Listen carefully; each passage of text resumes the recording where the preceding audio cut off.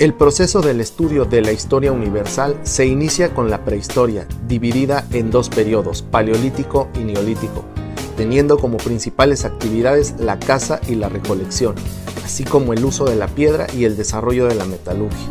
La siguiente etapa se logró a partir del desarrollo de la agricultura y el sedentarismo.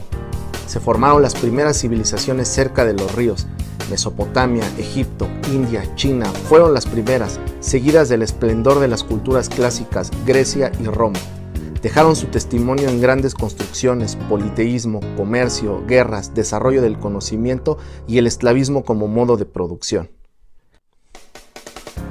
La división del Imperio Romano y la aparición del cristianismo marcó el final del periodo antiguo y el inicio de la época media, con el fin del esclavismo como modo de producción y la llegada del feudalismo. El oscurantismo, la Inquisición, fueron características del feudalismo, así como la construcción de castillos, feudos que iniciaron los reinos europeos, el catolicismo y la cultura occidental. Las cruzadas y la falta de desarrollo y la llegada de los pueblos islámicos debilitaron al feudalismo europeo, abriendo el camino para una nueva etapa.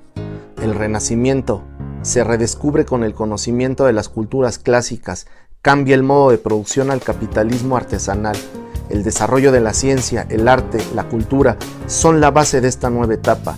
Leonardo, Miguel Ángel, Galileo, Maquiavelo, Shakespeare son muchos de los representantes que dejaron toda una etapa en la herencia histórica y artística del Renacimiento. El siglo XVII y el Renacimiento consolidaron los reinos europeos y se dio el inicio a la etapa del absolutismo, en el que el poder de los reyes se asomó como el poder único y divino. Luis XIV fue uno de los más importantes ejemplos con el absolutismo francés. El siglo XVIII, siglo de las luces, dio origen a nuevos movimientos y formas de pensar que criticaron los gobiernos absolutistas. La Ilustración, o siglo de la razón, publicó las obras de Rousseau, Voltaire, Montesquieu, Diderot, entre otros, para proponer cambios en la Europa absolutista y posteriormente a las colonias del nuevo continente.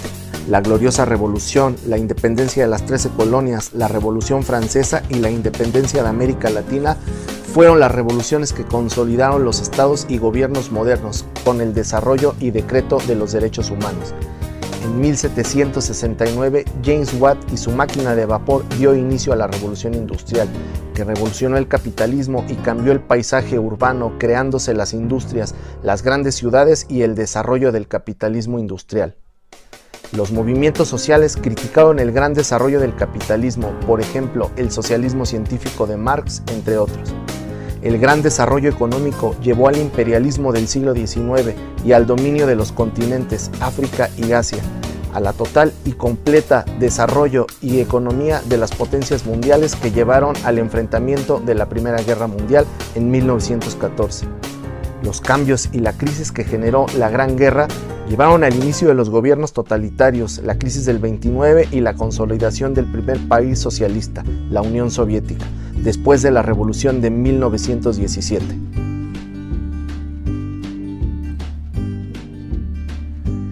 Primero de septiembre de 1939 se inició la Segunda Guerra Mundial como consecuencia de los acontecimientos del periodo de entreguerras.